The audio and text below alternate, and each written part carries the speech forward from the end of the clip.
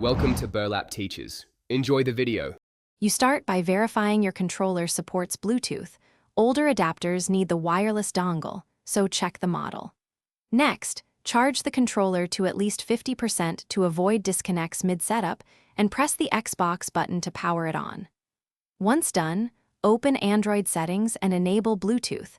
Make sure your phone's screen timeout is extended while pairing. This prevents interruptions and explains why power and visibility matter. A low battery or sleeping phone can break the handshake process.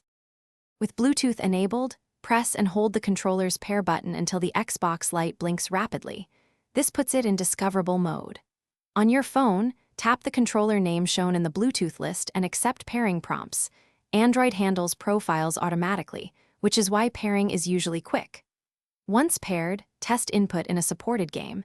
If button layout feels off, use a mapping app to remap buttons or configure within the game. Make sure to choose low latency settings for cloud play or local emulation.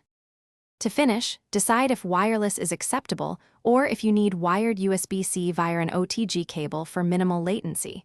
Plugging in also powers the controller. If you encounter issues, restart Bluetooth on the phone, toggle airplane mode briefly, or unpair and repair. These quick resets clear stuck profiles. Finally, if problems persist, update controller firmware through the Xbox accessories app on a PC or console.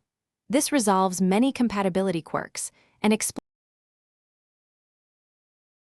Thanks for watching. Consider subscribing if this video helped you.